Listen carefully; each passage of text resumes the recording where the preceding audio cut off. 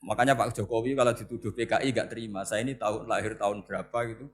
Pas ada PKI itu masih 4 tahun. Masa ada PKI balita? Ini enggak. Ini ada Tuhan balita, Tuhan terlambat.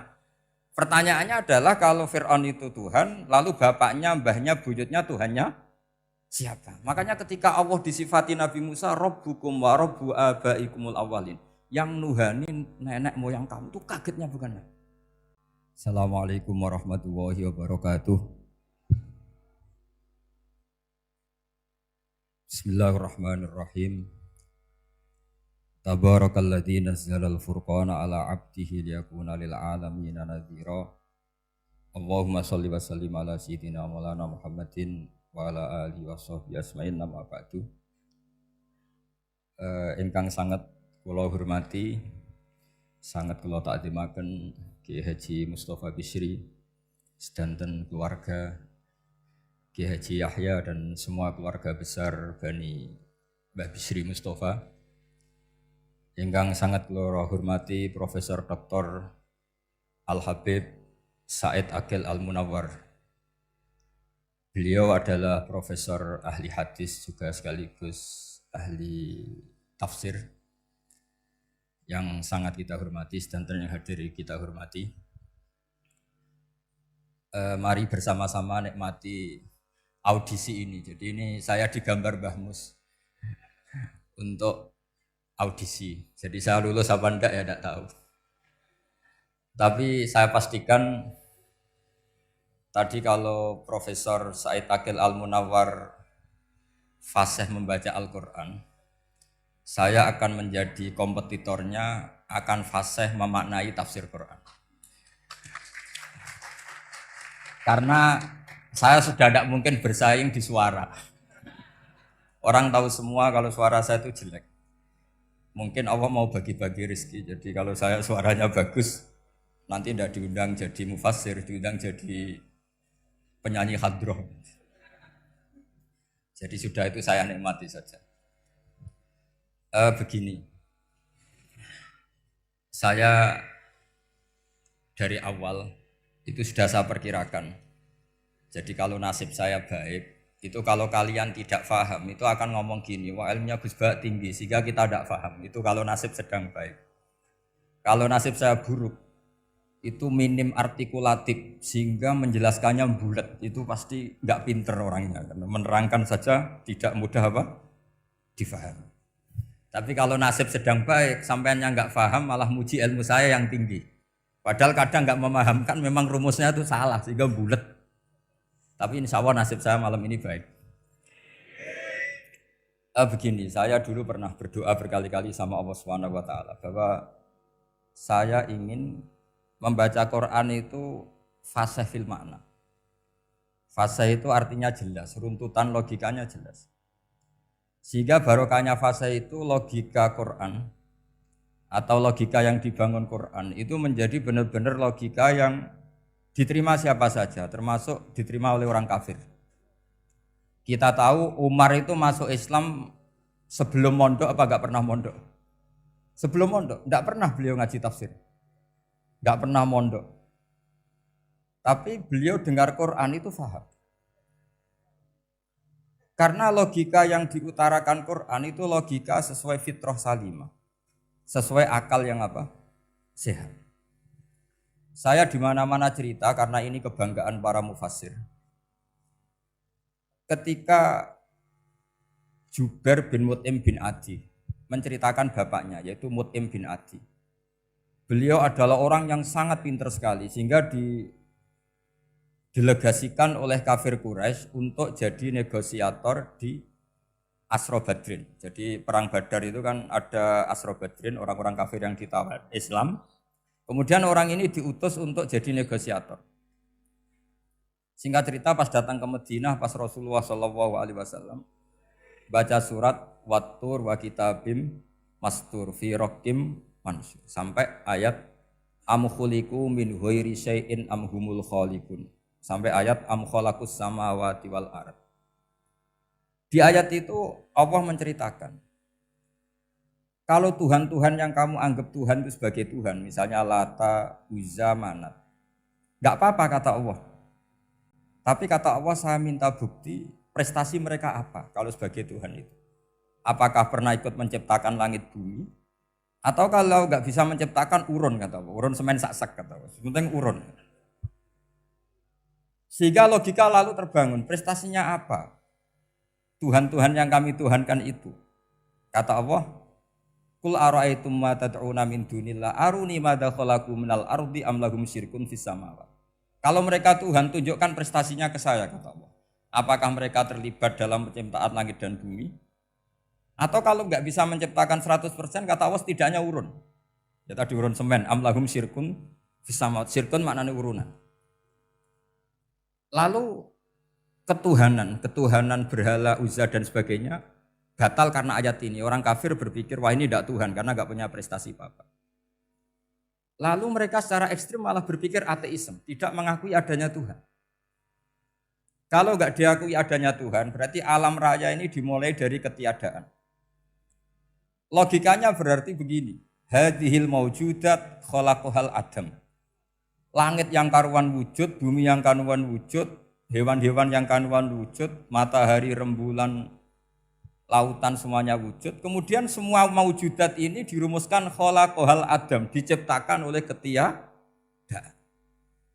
Pertanyaannya adalah ma huwal junun asyaddu min hada. Kegilaan apa yang lebih parah ketimbang ini?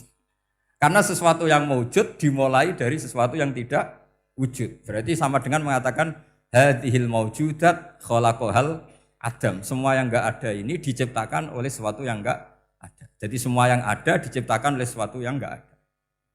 Maka Quran ketika ngetikan am khuliqu min ghairi syai'in. Apakah kalian semua atau mereka semua diciptakan min ghairi syai'in, min ghairi khaliqin maujudin. Saya ngecek di beberapa tafsir termasuk bukan kitab tafsir tapi maknanya sama seperti di Ihya. Masa alam raya seindah ini, seeksistensi ini, senyata ini kemudian diciptakan oleh sesuatu yang tidak ada. Mereka akhirnya mikir, ya harus diciptakan oleh sesuatu yang ada. Nah karena sesuatu yang ada ini posisi pencipta, maka harus berstatus super. Nah super ini oleh ulama dibahasakan wajibil wujud. Maka zat yang menciptakan ini namanya zat sing wajibil wujud. Lalu wajibil wujud ini oleh Islam disebut Allah Subhanahu wa ta'ala. Kayak apa fasihnya Quran bikin logika? Atau orang yang jadi Tuhan itu yang mengklaim sebagai Tuhan? Itu juga mungkin, yang penting mewujud. Siapa itu? Fir'aun. Fir'aun itu mengaku sebagai Tuhan. Dia sudah sah dari segi dia wujud. Namanya orang wujud punya eksistensi mungkin berkreasi. Saya ulang lagi, namanya orang wujud punya eksistensi tentu mungkin berkreasi. Tapi pertanyaannya begini, ketika Musa tanya, pertama ditanya Musa, lalu kamu kalau menyembah selain saya, nyembah siapa? Kata Musa, Rabbul Alamin. Siapa Rabbul Alamin? Rabbus samawati wal ardi, yang menuhani langit bumi. Terus kata Fir'aun, tidak jawab, manggil Haman. Haman, kamu kan arsitektur, coba ibnili sorhal ali abluhul asbab. Ya Haman ibnili sorhal ali abluhul asbab. Bangunkan sah piramida yang tinggi, la'ali at-tali'u ila ilahi Musa. Saya ingin melihat Tuhannya Musa. Lalu kemungkinan Tuhan di bumi, kata Fir'aun, ma'alim tulakum min ilahin ghairi. Kemana-mana saya melihat yang jadi Tuhan saya. Musa ngerti kalau Fir'aun ini pekok cara bahasa Jawa itu. Itu menerangkan sifatnya Allah itu dengan sifat yang sederhana. Tapi justru dengan sederhana ini Fir'aun tidak bisa jawab. Terus Nabi Musa ganti argumentasi, Rabbukum wa Rabbu abaikumul awalin. Yang nuhani nenek moyang kamu, leluhur kamu. Itu terperangah, kagetnya bukan main Fir'aun. Karena para umatnya, para punggawanya lalu berpikir, kalau ini Tuhan, berarti buyut-buyutnya enggak ada Tuhan. Kan Tuhannya datang terlambat. Makanya Pak Jokowi kalau dituduh PKI enggak terima. Saya ini lahir tahun berapa gitu. Pas ada PKI itu masih 4 tahun. Masa ada PKI balita? Ini enggak, ini ada Tuhan balita, Tuhan terlambat. Pertanyaannya adalah kalau Fir'aun itu Tuhan, lalu bapaknya, mbahnya, buyutnya Tuhannya siapa? Makanya ketika Allah disifati Nabi Musa, Rabbukum wa Rabbu abaikumul awalin. Yang nuhani nenek moyang kamu itu kagetnya bukan? Dan semenjak itu banyak punggawa Fir'aun yang iman.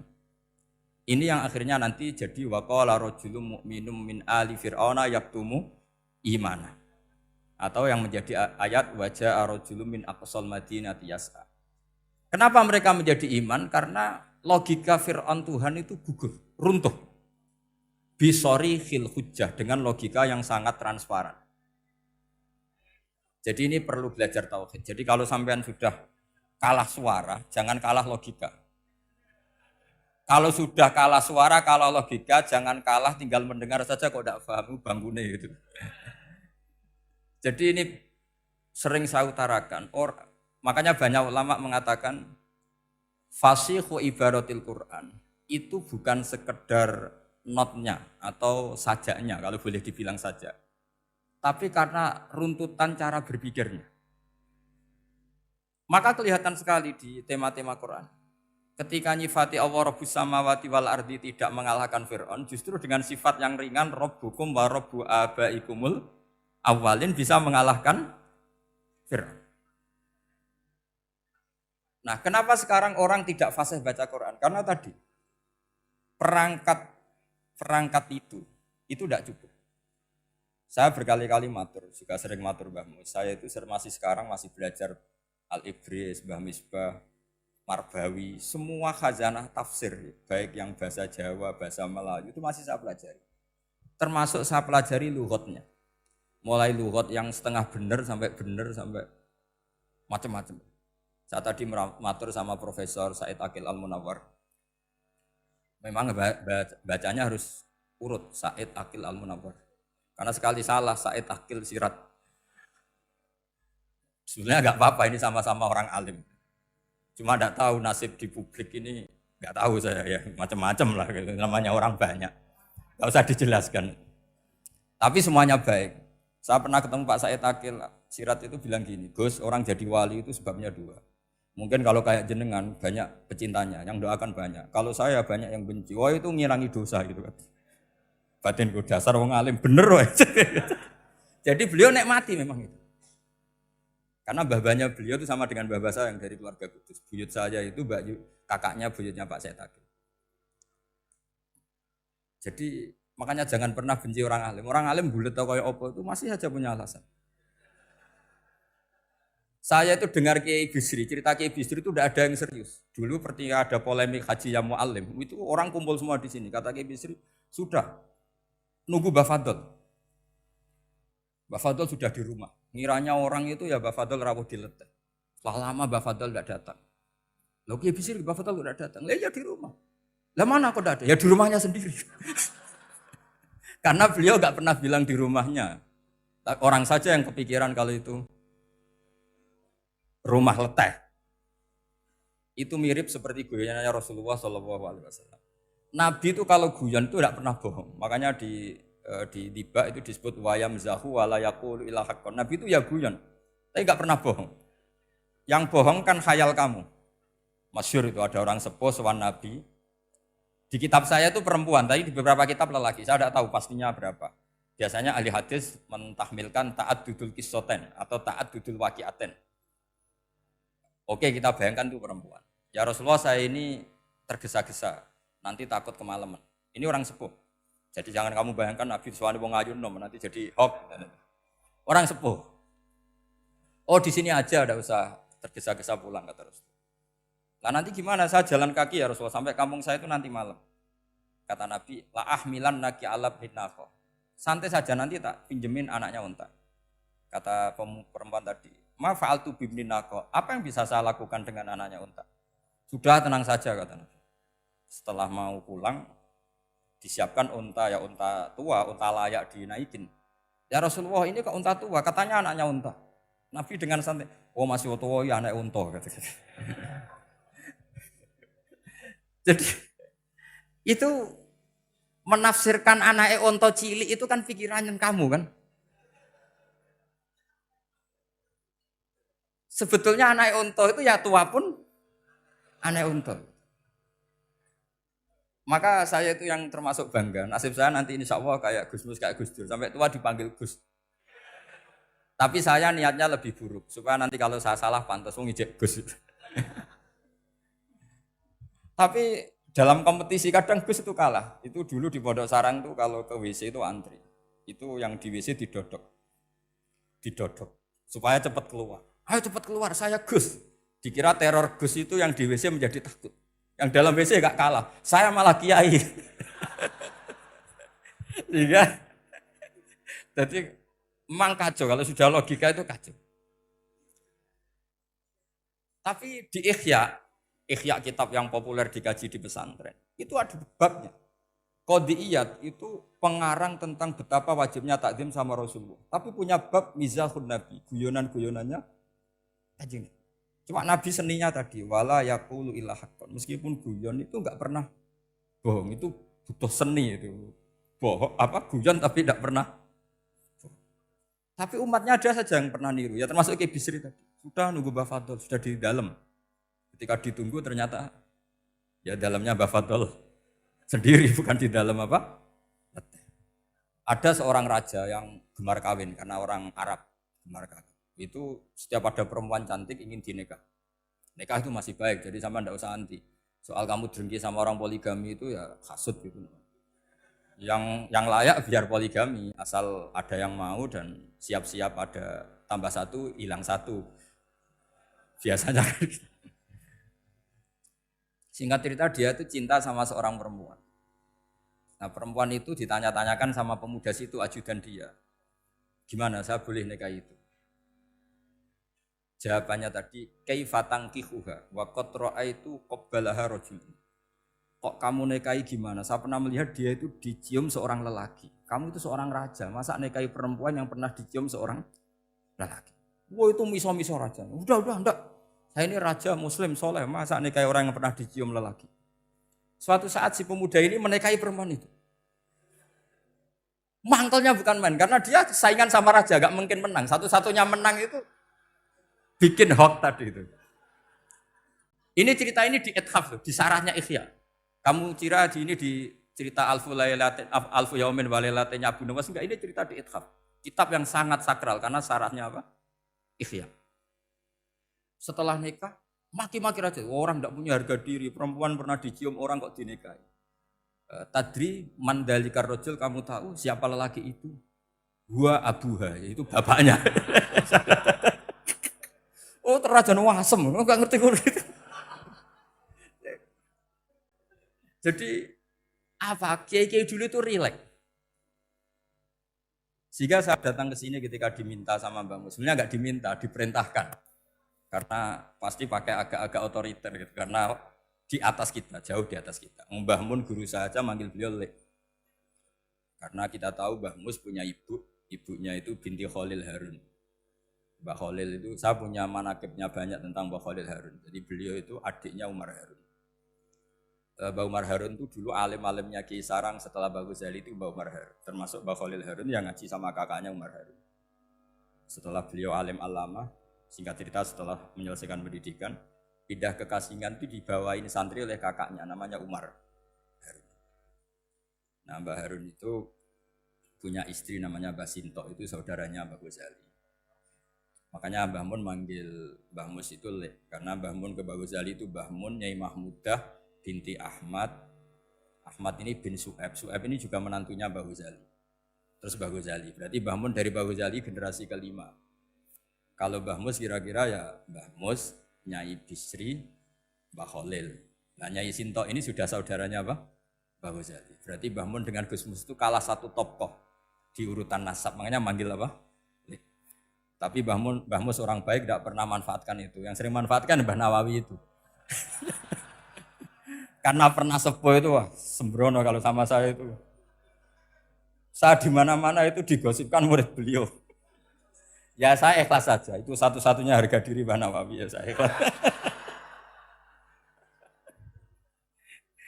Saya ikhlasnya. Jadi karena memang saya manggil beliau juga memang pernah nyembah.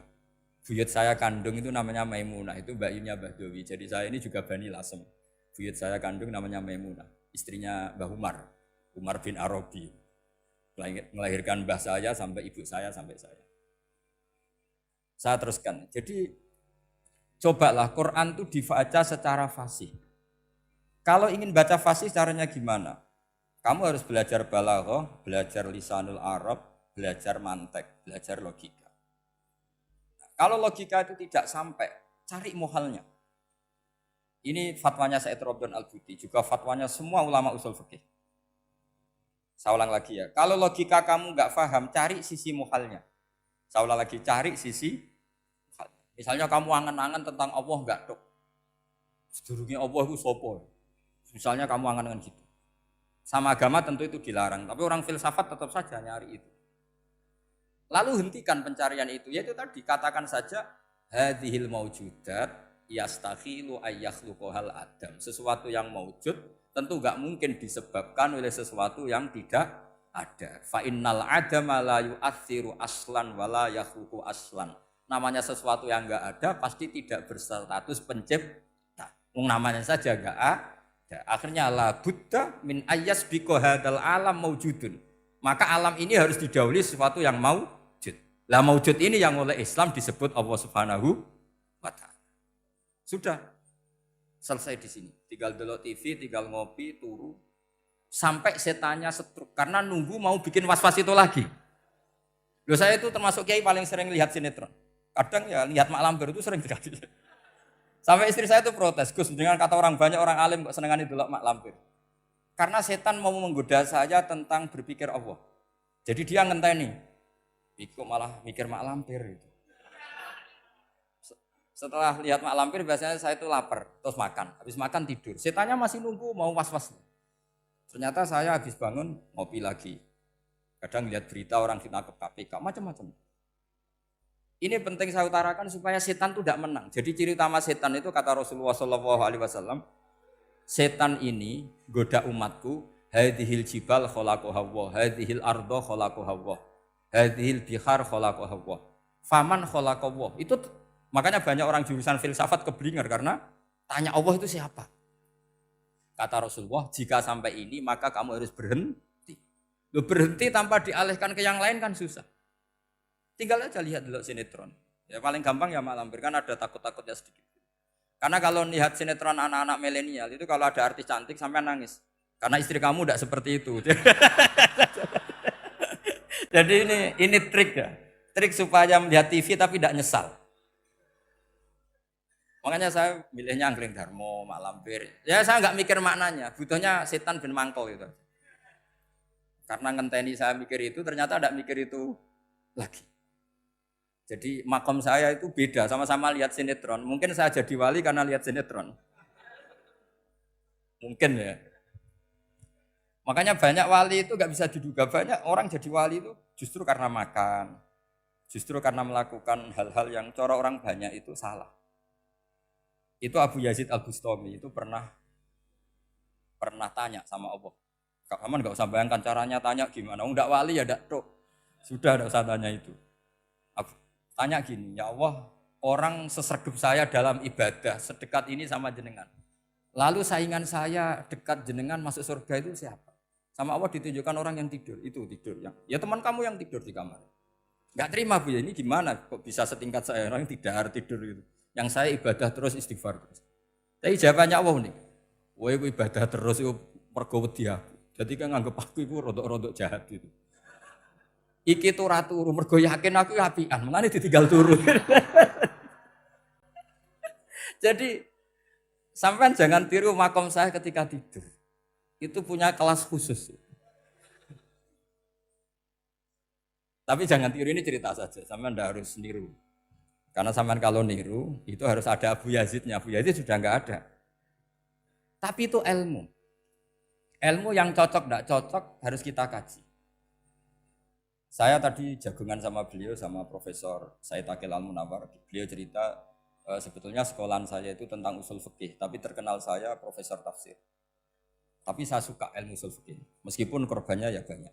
Biasanya orang jadi liberal gara-gara ya usul fikih. Sebenarnya nggak perlu dipikir lah itu macam-macam. Begini, dalam usul fikih yang mainstream itu kan ada hukum wajib, haram, ya makruh, terus macam-macam lah. Termasuk ada mubah. Mubah itu boleh dilakukan, boleh ditinggalkan. Dalam ilmu usul fikih sebetulnya definisi mubah boleh dilakukan, boleh ditinggalkan itu salah. Karena begini, setiap Anda melakukan sesuatu yang mubah, pasti di saat itu meninggalkan sesuatu yang haram. Saya ulang lagi ya.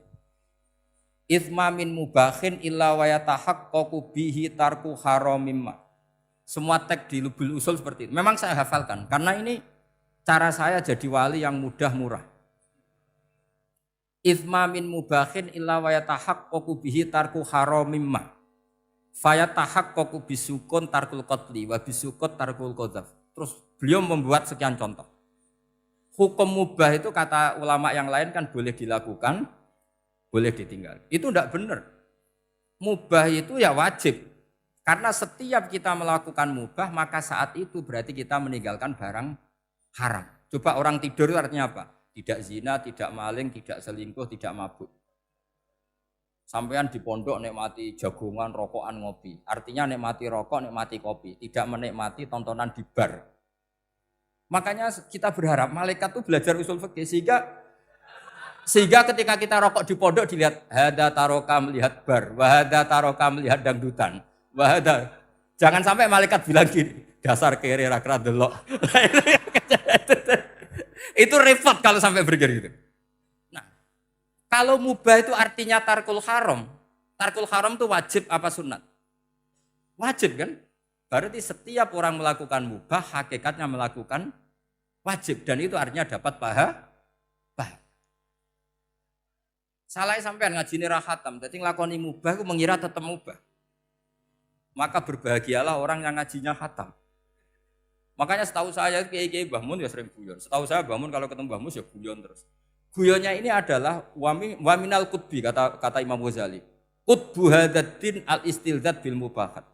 Poros agama ini pada akhirnya adalah nikmati sesuatu yang dibolehkan Allah Subhanahu. Orang itu kalau fasik, mau makan siang aja kalau nggak ditemani perempuan cantik nggak bisa makan. Mau jalan-jalan kalau nggak ditemani perempuan cantik nggak bisa jalan-jalan. Kalau kiai-kiai itu enggak. Gojlok-gojlokan gue seneng ira karuan. Dulu terkenalnya Kiai Bisri, Kiai diundang katanya mau ada menteri. Ternyata menterinya ya beliau tidak masak antok di sini. Karena maknanya menteri itu pembantu presiden. Semua kita adalah bantu presiden terlaksananya kedamaian itu. Loh iya kan? Saya berkali-kali ngomong di mana-mana. Apa artinya menteri pertanian kalau kita tidak nanam padi? Mbok pinternya kayak apa tetap nggak ada ketahanan pangan. Sekarang menjadi ketahanan pangan itu rumusnya menteri apa karena petani mau nanam padi? Itu hakikatnya membantu presiden dalam ketahanan pangan. Cuma petani lebih keren karena tidak butuh digaji. Kalau menteri ya keren tapi kurang keren karena masih dapat apa? Gaji. Akeh tunggalnya lah anak mikir untuk gaji. Nah petani enggak mikir enggak dapat gaji. Oh, itu keren. Selalu rakyat lebih keren dibanding pejabatnya. Memang gitu aturannya begitu. Aturannya begitu. Kamu saja yang kurang syukur. Jadi rakyat tuh gremeng. Enak jadi menteri. Ya sudah itu hak kamu. Tapi saya tidak berpikir seperti itu. Maka saya ulang lagi ya. Kenapa saya ngomong seperti ini? Supaya tadi saya sudah bilang, saya sudah enggak menang dalam suara, harus menang dalam logika. Karena ini audisi, ini audisi. Di kabar Mbah Mus, nanti yang menang siapa enggak tahu. Tadi Pak Mu'ad, sekarang saya, kemarin Gus Zubur enggak tahu saya, nanti masuk nominasi apa enggak tahu.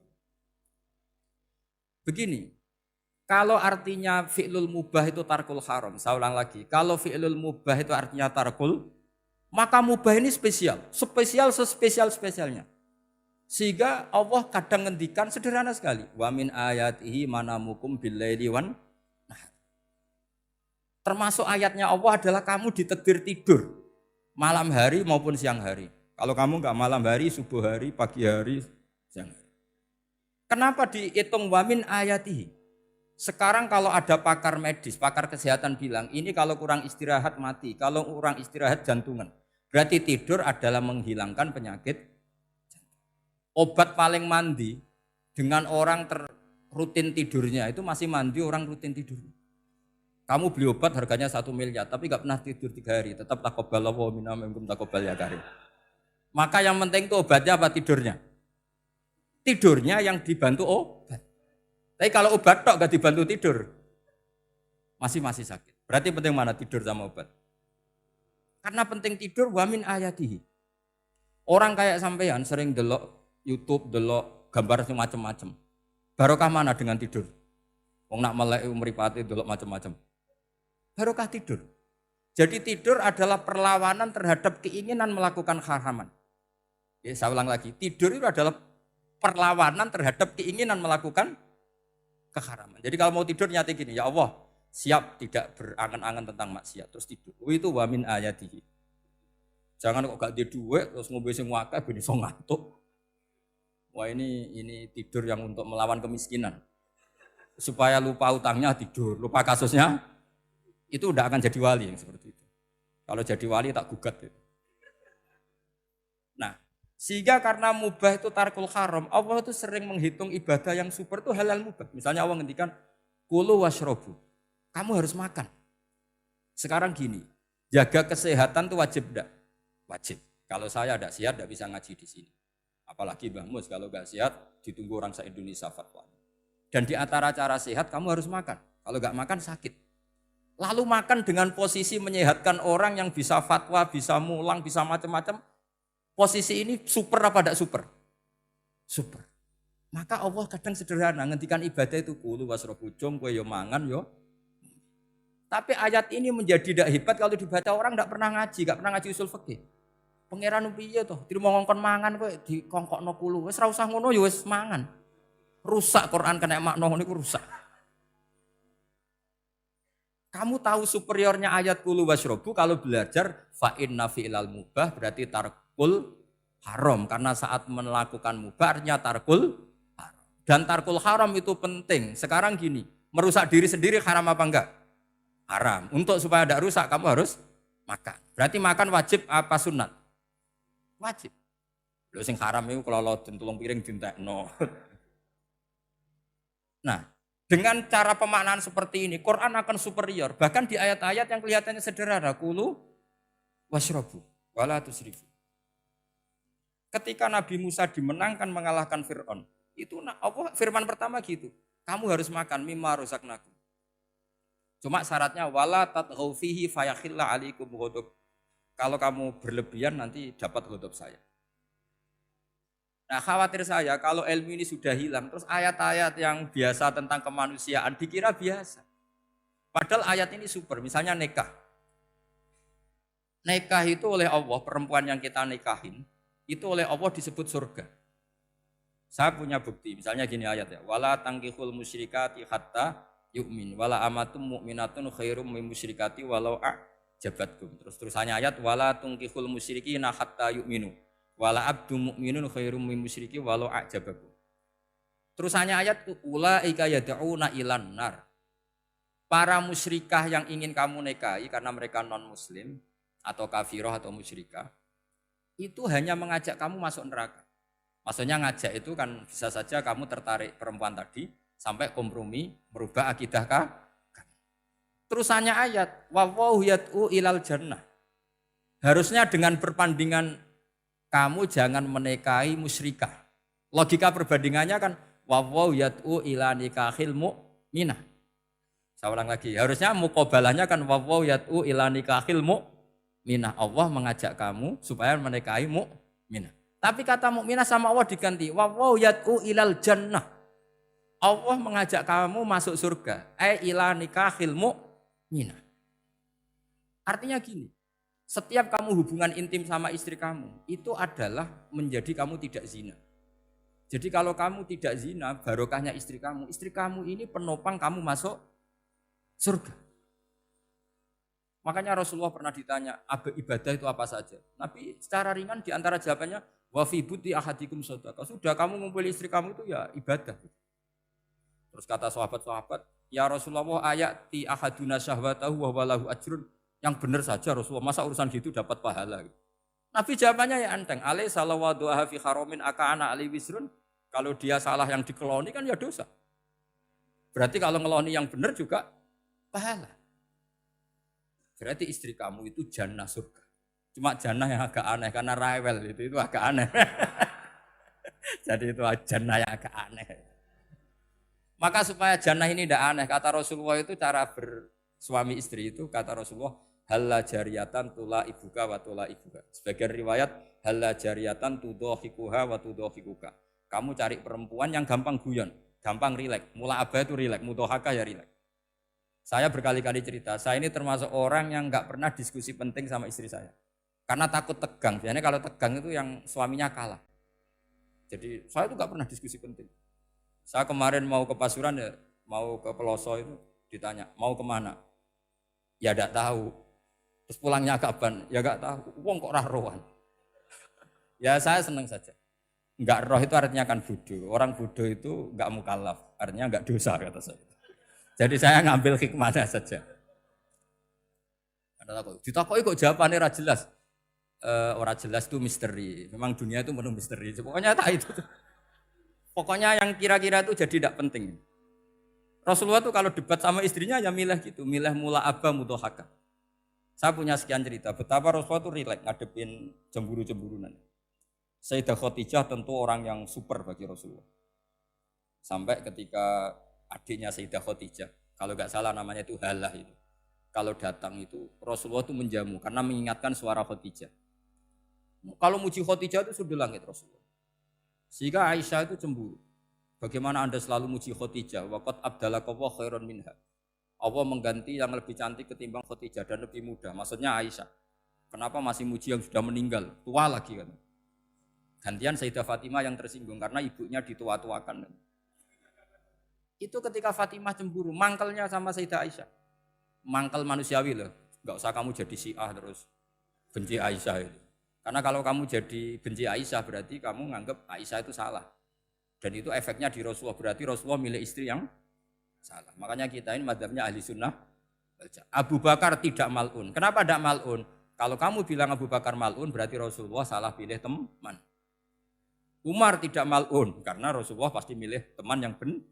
Begitu juga milih istri yang benar. Dalilnya tidak usah jauh-jauh. At-thayyibatu lit-thayyibi. At-yabut thayyib tentu Rasulullah. Berarti istrinya pasti thayyibah. Jadi madzhab ahli sunnah dalam madzhab sing jelas-jelas min baini farsi wa damil labanan khalisan sa'iwal lisya. Jadi kalau kamu cari logika gampang saja. Nabi itu thayyib, bahkan at-yabut thayyib. Padahal kata Allah at-thayyibatu lit-thayyibi. Ya jelas ya. Jadi ini tidak usah dimasukkan hati tentang konfliknya Aisyah dan Fatimah, itu biasa saja. Yang satu bela ibunya, yang satu bela dirinya. Sebenarnya Aisyah itu enggak niat ngeritik Khadijah. Ingin diperhatikan Rasulullah saja.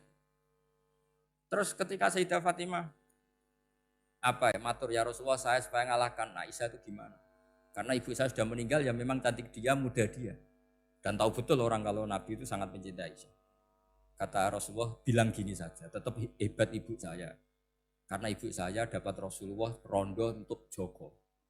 Kowe ayu kaya apa iku untuk dudo. Jadi rileks saja Rasulullah. Akhirnya ya semenjak itu enggak ngeritik lagi, bahaya ini kalau ngeritik. Khadijah itu kan sudah umur 40 tahun. Janda dapat Joko. Aisyah perawan untuk dudo. Keren mana? Keren Khadijah. Jadi tidak semua masalah itu Nabi itu menyelesaikan cara ekstrim. Nabi itu biasa mula apa? Santai rileks. Nah, kalau para mbak-mbak ini ingin jadi surga yang enggak aneh, syaratnya jangan rewel karena di surga itu enggak boleh ada orang rewel. Tapi kalau enggak rewel sementara suami kamu enggak benar, ini namanya goblok. Maka kata Mbah Mun kalau ngijazahi santri-santrinya, "Cung, bojomu kudu rewel, enggak ngono fakir," kata Mbah Mun. Tapi santri yang di belakang gremeng. Iya Mbah, nak fakir, nak jantungan mati. Makanya sering itu. Jadi di antara ulumil Quran itu ada istilah maudhi'ul mudmar mengganti maudhi'ud dhamir atau maudhi'ul lafzi menggantikan lafdzan akhar. Itu memang agak jadi medhi ilmu tafsir. Tapi bagi pelakunya itu menjadi gampang. Ya tadi, ketika Allah melarang nikah hal musyrikah, saya ulang lagi. Ketika Allah melarang nikah hal musyrikah, normalnya perbandingannya kan wallahu yad'u ila nikahil mu'minah. Tapi sama Allah digenti. Wallahu yad'u ilal jannah. Itu menunjukkan bahwa nikahul mukminah adalah al jannah. Karena kamu hubungan intim ya ibadah. Diwamuk kowe sabar ya ibadah. Nafaqoi ya ibadah. neng-nengan kejahatan senjata juga ibadah. Seru Bang, neng-nengan itu seru. Karena memang di antara sistem tubuh kita itu butuh masa-masa jeda. Itu mari cerdas. Karena tubuh kita ini tidak hanya butuh seneng, tapi juga butuh susah. Susah itu melahirkan kearifan. Jajal bojomu tahu minggat, mesti kearifan kamu meningkat. Jadi minggat itu ya penting. Nikmati saja. Loh, ini saya nggak ngajari keburukan. Memang seperti itu. Nah, saya berharap ilmu usul fikih ini tidak boleh hilang. Karena dengan ilmu usul fikih kita tahu mubah adalah tarkul haram dan tarkul haram adalah wajib. Maka Allah sering sekali membicarakan sesuatu yang mubah itu superior. Kayak tadi wa min ayatihi manamukum billaili wan. Nah, termasuk ayatnya Allah adalah kamu itu tidur. Cara berpikir tadi, kalau saya tidak tidur sakit, kalau sakit habis biaya banyak. Sementara tidur hanya butuh seperti ini. Betapa baiknya Allah. Dengan tidur bisa menjaga kesehatan yang kalau tidak dijaga berbiaya tinggi. Berarti dan naumul ibadah. Terus ulama bilang tidur itu ibadah kalau niatnya litaqawi alal ibadah. Tapi nak wae blojo turu lah itu sing masalah. Tapi tentu ilmu itu ada pembanding. Sekarang ketika kamu tidur itu tarkul wajib apa tarkul haram lah itu masalahnya. Seringnya kamu itu tarkul wajib. Wae mulang turu. Wae ngantor wong kerja turu. Lah itu tarkul haram atau tarkul wajib?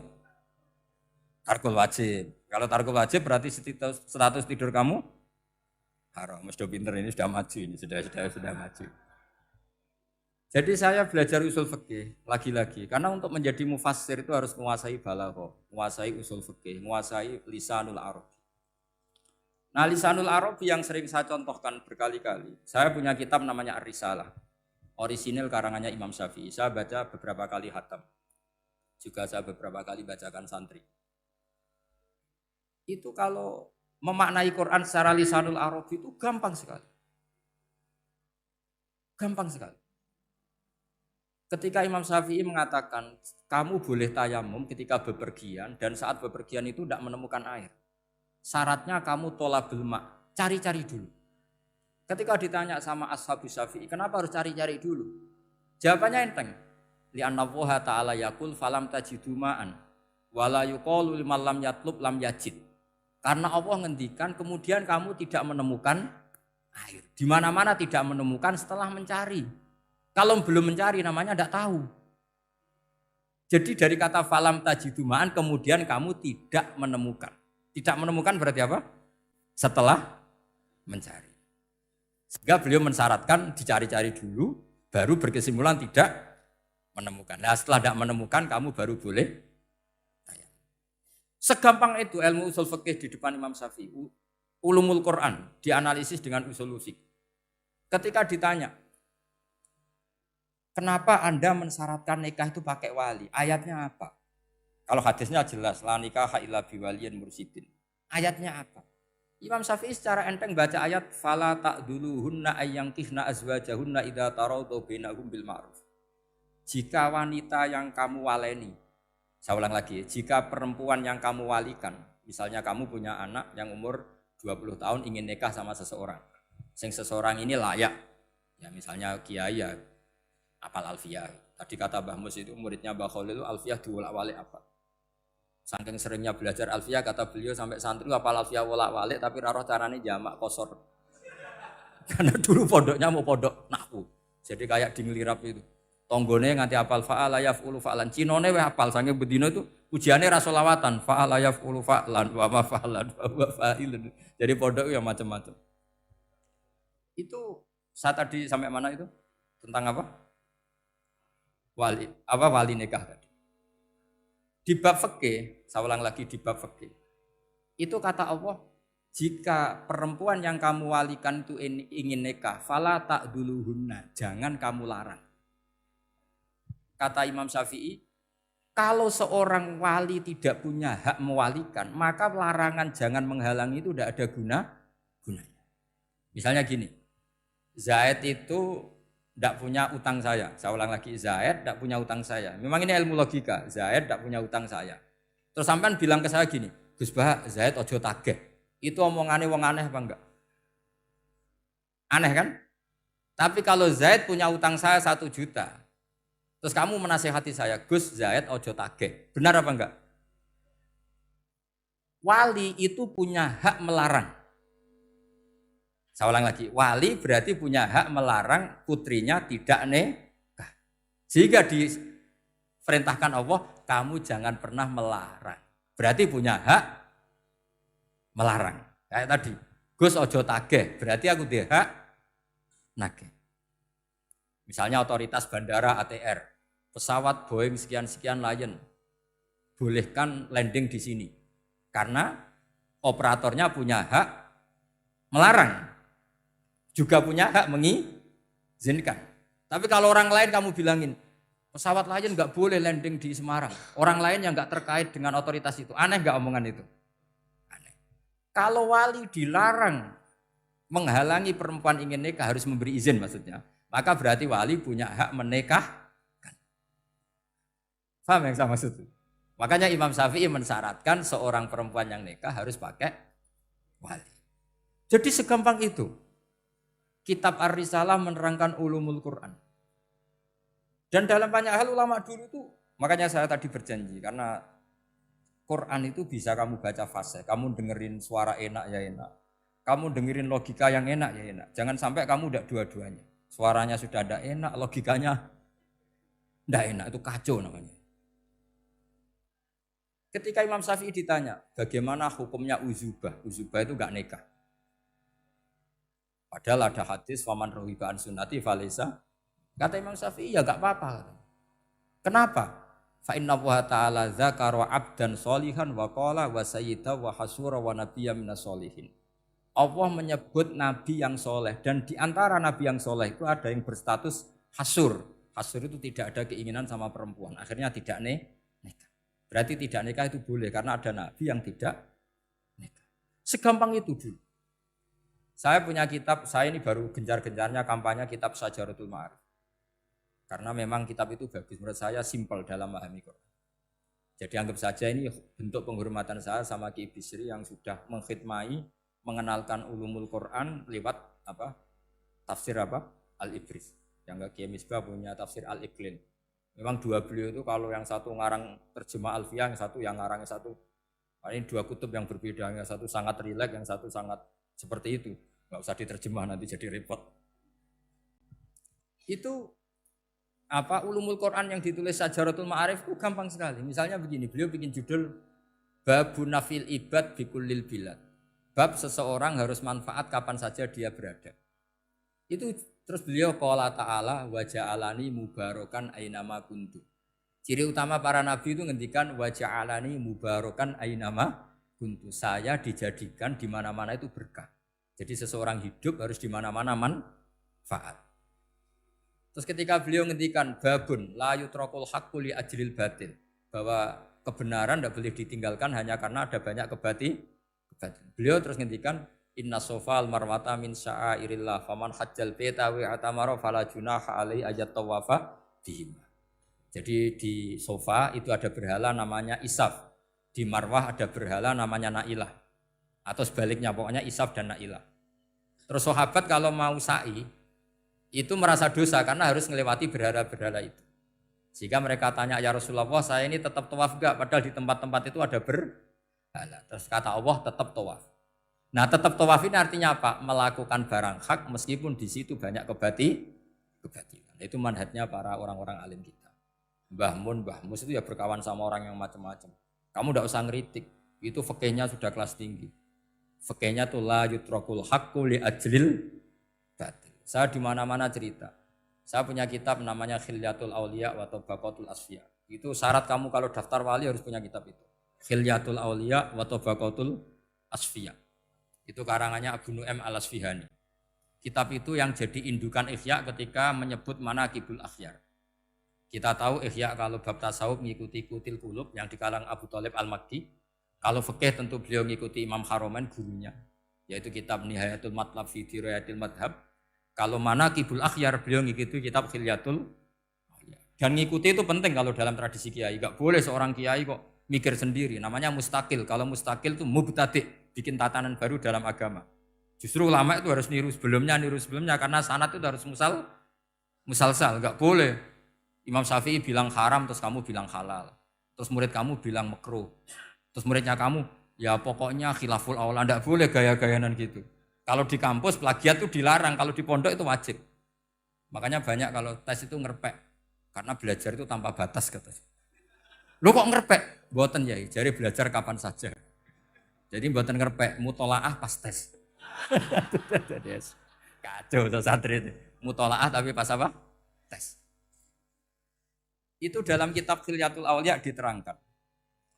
Uniknya rawinya itu siapa? Sufyan bin Uyainah, orang yang sangat khusyuk. Gurunya Imam Syafi'i. Kita tahu Imam Syafi'i punya guru zaman di Mekah itu namanya Muslim bin Khalid Az-Zanji.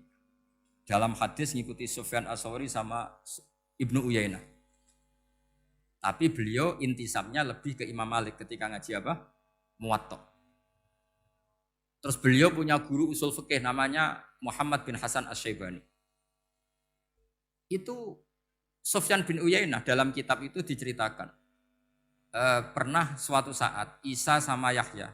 Ini supaya saya tahu fikihnya Mbah Mun, fikihnya Mbah Mus. Isa sama Yahya itu satu nabi yang sama-sama muda, yang satu angkatan. Saya berkali-kali cerita, nabi yang satu angkatan itu ada 3. Tapi yang 2 ini enggak level, yaitu Ibrahim dan Lut. Tapi enggak level karena Lut itu adalah pernah keponakan siapa? Ibrahim. Musa dan Harun, tapi Harun itu enggak levelnya Musa karena dia jadi nabi berdasar proposal Nabi Musa. Jadi Nabi Musa itu alsak, agak pelak. Sehingga beliau kalau menjelaskan kesulitan, terus pakai jubir. Makanya kemarin-kemarin itu ada wali yang kalau ngomong pakai apa? Jubir. Akhirnya Nabi Musa ngendikan apa? Waj'alli waziran min ahli Haruna akhi usdud bihi azri wa asyrik hufi amri.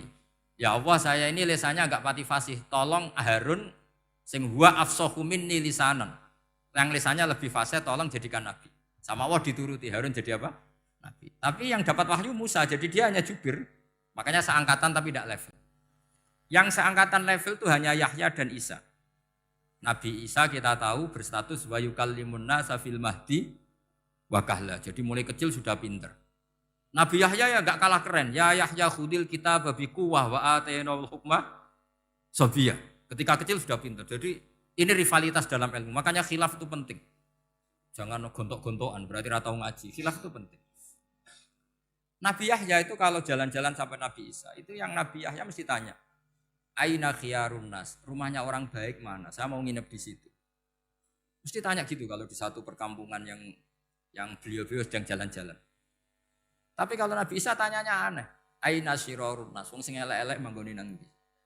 Akhirnya ini kan terjadi debat, tapi karena sama nabinya ya enggak debat kusir terus, kubu-kubunan kosong berapa sama kosong berapa, enggak, ini sama. Ya sama-sama kosong-kosong, sama-sama orang ikhlas itu kosong-kosong. Sama-lama terus debat kecil. Kenapa kamu tanya aina khiyarun nas? Mana orang-orang baik? Jawabnya Nabi Yahya, ya kumpul orang baik itu enak, nyaman, teduh, enak lah. Nah kamu kenapa kok tanya mau nginep di aina syirarun nas? Ana nabiyun, ana tobibun, udawil mardo. Saya ini dokter, nabi itu dokter. Di mana-mana dokter menunjukkan yang sakit. Kalau Anda peneliti penyakit, cari daerah yang banyak endemik penyakit apa yang daerah sehat? Daerah yang kena endemik penyakit. Tapi problemnya Anda sendiri berpenyakit dan kalau ke situ tambah nemen. Ya sama, kalau kamu kira-kira tidak kuat ya jangan kumpul orang yang seperti itu. Kamu tidak kuat kan, malah katut. Tapi fikih-fikih kiai-kiai kita, guru-guru kita, berteman orang macam-macam tenang saja. Karena mereka kekuatan kesalehannya sudah absolut, sudah kuat sekali. Ya tentu bi'aunillah wa bitaufiqih. Sehingga kamu tidak usah meki para guru-guru kita. Saya pernah didhawuhi Mbah Mun. Ya Jong, ya aku wis ketemu Megawati. Piye-piye Indonesia kudu damai. Engko nak tukaran yo repot. Jane yo piye, aku yo kiai. Artinya beliau harus ketemu karena untuk supaya Indonesia itu damai. Beliau anggap saja makili religius, Bu Mega makili apa? Nasional. Dan Indonesia damai itu kalau ada kerjasama antara kaum nasionalis dan kaum apa? Religius. Jadi yang namanya damai itu penting sekali. Sampai Rasulullah itu pernah berdamai sama orang yang jelas-jelas kafir. Apalagi Indonesia belum sampai seperti itu. Yaitu kita tahu dalam Sulhul Hudaybiyah, Nabi berakad damai sama Suhail bin Amr. Padahal kafir. Kalau kamu Qur'annya sudah seperti itu, maka Qur'an itu punya kekuatan yang luar biasa. Ketika Sayyidina Ali konflik sama Sayyidina Muawiyah, itu dirumuskan kita berdamai. Setelah kita berdamai, terus ada pertanyaan begini.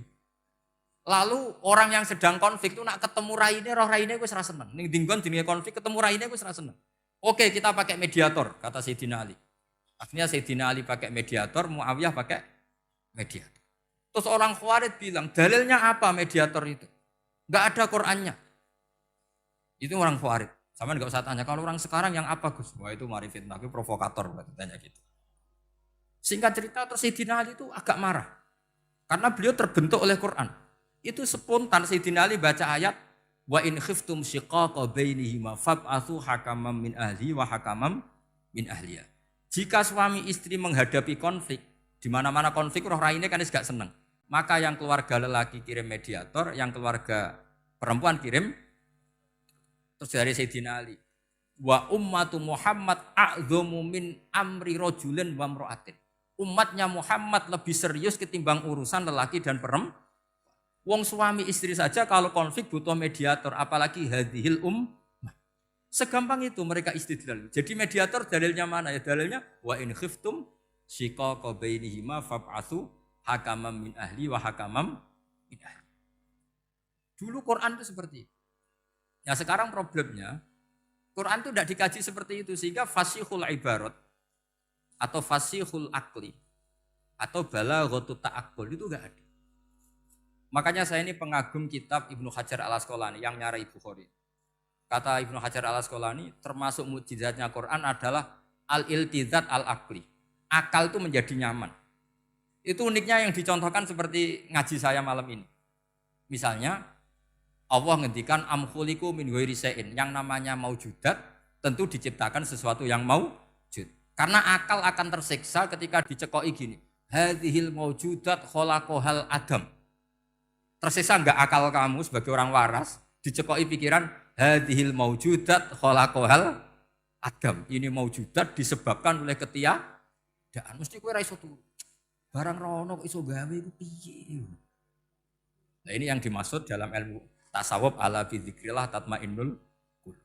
Jadi cara tenangnya hati itu macam-macam. Nak wong toreko ya wong kon wiridan. Nak koyo kula rada ahli akal, wis meneng. Alhamdulillah di pangeran sing wujud. Berarti hadil maujudat khalaqahal maujud. Berhubung maujud ini pencipta berstatus super. Super itu dalam agama disebut wajibul wujud atau musabbibul asbab atau kausa primamboh lah sauni-uni. Sing penting itu ora hadil maujudat khalaqahal. Makanya kata beliau, Nabi itu bukan sekedar jamal suratan, ganteng secara perawakan, secara fisik enggak. Tapi juga Nabi punya jamalul akal. Akalnya itu nyaman. Yaitu kita disuruh iman dengan sesuatu yang memang kita nyaman. Seperti kita disuruh iman bahwa alam ini diciptakan oleh Allah. Oleh al-mawjud yang super. Kan terus nyaman. Coba kalau kamu diajarin Islam, alam ini yakini yang menciptakan adalah ketiadaan. Oh kamu kuliah sampai profesor, sampai dokter pusing. Ini ajaran apa?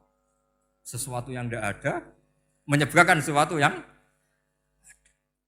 Itu namanya termasuk ajaran ini indah karena ada al-iltizat al-akli. Kenyamanan apa? Berpikir. Karena terusnya. Ya saya kira demikian ini audisinya selesai. Assalamualaikum warahmatullahi wabarakatuh.